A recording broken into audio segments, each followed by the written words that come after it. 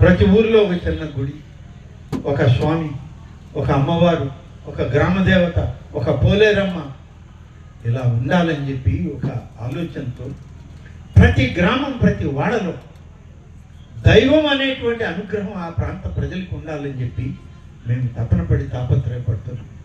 మీరేం చేస్తున్నారు? తిరుపతి లడ్డీలో నెయ్యి కలిపే నెయ్యిని అసలు ఆ నెయ్యి తయారు చేసే విధానాన్ని మార్చేశారు ఈ నాయకులు. మీరు ఎవరైనా చెప్పండి, అందరూ పాడి అభివృద్ధి చేసేవాళ్ళు, రైతులు, గేదెలు ఉన్నాయి, ఆవులు ఉన్నాయి, పాలు పిండి అమ్ముతున్నారు, పాలు పిండి ఇంట్లో వాడుకుంటున్నారు, పాలు తెచ్చి కాచుకుంటున్నారు, మజ్జిగ చేసుకుంటున్నారు, పెరుగు చేసుకుంటున్నారు, పాలను చిలికి మీరు నెయ్యి తీస్తున్నారు, వెన్న తీస్తున్నారు, నెయ్యి కరిగిస్తున్నారు. కానీ జగన్మోహన్ రెడ్డి గారి పరిపాలనలో తిరుమల తిరుపతి దేవస్థానంలో చుక్క పాలు లేకుండా నెయ్యి తయారు చేసే విధానం కనుక్కున్నారు వాళ్ళు. ఇది ప్రపంచంలో 8వ వింతలో ఇది ఒక 9వ వింత. ఆశ్చర్యపోతున్నారు వెటర్నరీ డాక్టర్లు, ప్రొఫెసర్లు, వైస్ ఛాన్సలర్లు. అసలు పాల చుక్క లేకుండా నెయ్యి ఎట్టు వస్తుందనే వాళ్ళకి అర్థం కావడం లేదు.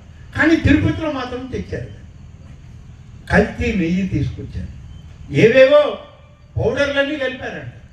కలిపి అదే నెయ్యిని లడ్డులో పెట్టి మనం కూడా 5 సంవత్సరాలు, ఎన్ని సంవత్సరాలు బతుకుతామో తెలియదు, కానీ మనకు ఒకవేళ 60-70 సంవత్సరాలు రాసి ఉంటే ఆ భగవంతుడు ఈ అయ్యగారుల పుణ్యమాన్ని 10 సంవత్సరాలు పోతుంది కిందకి. కల్తీ నెయ్యితో లడ్డు తిన్నాం మనం కూడా.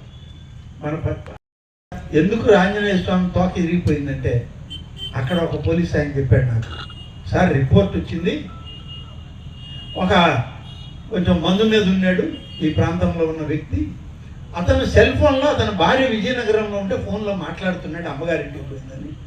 వీడు అమ్మగారింటికి ఆయన రమ్మంటున్నాడు, ఆ అమ్మాయి రానంటుంది. ఇద్దరు ఫోన్లో తిట్టుకున్నారు. ఆ కోపంలో ఆంజనేయ స్వామి తోక ఎరగొట్టాడండి, ఈ తోకతో కొడతాను నేను ఏమైతే అని పెళ్ళాం మీదకి ఎత్తుకున్నాడంట. ఏమండి ఇదే పరిపాలన, ప్రభుత్వమా ఏంటిది? ఆంజనేయ స్వామి తోకేంది, వాడు పెళ్ళాం తిట్టిందని ఈడెరగొట్టడం ఏంది? ఎంత ఇటువంటి దుష్ట పరిపాలన సాగింది. ఇవాళ బతికి బయటపడ్డాం, ఒకటొకటి బాగు చేసుకుంటూ వస్తున్నాం. రాముడి తలను తెగ నరికినటువంటి ప్రభుత్వాలు. రామతీర్థం అని విజయనగరం జిల్లాలో మహారాజులు పివిజి రాజు గారు లాంటి పెద్దలు వాళ్ళ ఆస్తులు ఇచ్చి ఆలయం కట్టిస్తే రాముడికి శిరస్సేద ఏంటంటే అది ఎవడో వాడు పిచ్చోడు చేశాడు అన్న. ఏమి చెప్తాం, పిచ్చోళ్ళు ఏంటి, ఇవన్నీ చేయడం ఏంటి?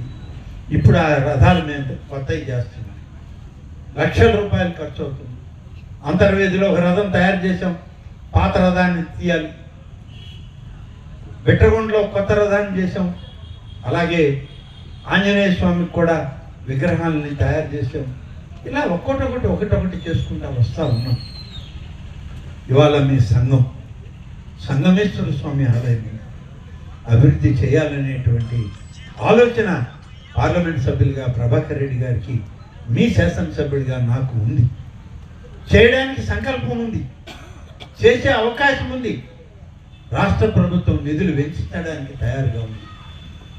అందుకనే మొన్న వచ్చినప్పుడు బొల్లేని కృష్ణయ్య గారు పెద్దలు వారి దాతృత్వంతో త్రాగునీరు పథకాన్ని పెట్టారు. చాలా సంతోషం. ఆలయ పునర్నిర్మాణం జరగాలి అని చెప్పాను. తొందరలో కమిటీ వేయాలి, వాళ్ళ కమిటీ లేదు. కమిటీ వేయడానికి నోటిఫికేషన్ ఇచ్చాం. పెద్దలతో మాట్లాడి కమిటీ సభ్యులను వేస్తాను. రాబోయే 2 సంవత్సరాల కమిటీ ఉంటుంది. ఈ 2 సంవత్సరాల్లో సోమేశ్వర స్వామి ఆలయం పునర్నిర్మాణం చేసి పూర్వ వైభవంతో సంఘం ప్రజలకి ఈ మండల ప్రాంతంలో సోమేశ్వర స్వామి ఆలయాన్ని నిర్మాణం చేసి మీకు పెన్న ఒడ్డును ఏర్పాటు చేసి ఇవ్వడం జరుగుతుందని చెప్పి ఈ సందర్భంగా హామీ ఇస్తా ఉన్నాం. అనేక ఆలయాలు జరుగుతూ ఉన్నాయి.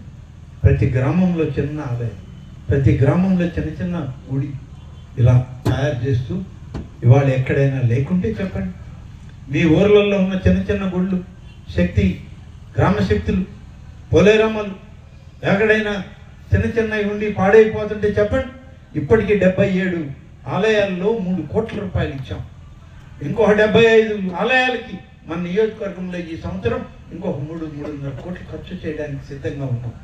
ఎక్కడైనా ఉంటే మీరు చెప్పండి, నేను అధికారులను పంపిస్తాను. 5 లక్షలు 10 లక్షల లోపల అయితే దానికి రిపేర్ చేయిద్దాం. పాతవి పునర్నిర్మాణం చేసుకుంటాం. కొత్తవి కూడా గ్రామంలో ఎక్కడైనా ఏ పంచాయతీలైనా ఏ గ్రామంలో అయినా ఒక్క గుడి కూడా లేదు అని అంటే 35 లక్షల రూపాయలతో శ్రీవాణి స్కీమ్ కింద ప్రభాకర్ రెడ్డి గారు, నేను ముఖ్యమంత్రి గారి ఆదేశాలతో 35 లక్షలతో రామాలయమా, వెంకటేశ్వర స్వామి ఆలయమా, లక్ష్మీదేవి ఆలయమా, కనకదుర్గమ్మ ఆలయమా, శివుడి ఆలయమా, మీరు ఏ ఆలయాన్ని కోరుకుంటే ఆలయం నిర్మాణం చేసి మీ గ్రామంలో ఇవ్వడానికి 5 సెంట్ల భూమి మీరు ఇవ్వండి, 35 లక్షల రూపాయలు మేము ఖర్చు పెడతాం. ఆలయాన్ని ప్రతి గ్రామంలో ఒక భక్తి భావం రావాలి. హిందూ ధార్మిక సంస్థల్లో ఇవాళ హిందువుల మనోభావాలను కాపాడడానికి, ఆధ్యాత్మిక శక్తిని మీకు ఇవ్వడానికి, ఆ దేవదేవుని యొక్క ఆశీస్సులు మీ అందరికీ ఇవ్వడానికి ఇవాళ చంద్రబాబు నాయుడు ప్రభుత్వం కూటమి నాయకత్వం పనిచేస్తుందని చెప్పి మీకు మనం చేస్తాము.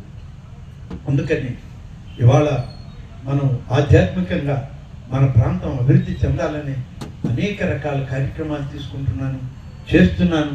పెద్దలు ప్రభాకర్ రెడ్డి గారి సహచర్యం, ఆయన యొక్క తోడు అందరికీ ఉన్నాయి. మనం అందరం కలిసి చేద్దాం.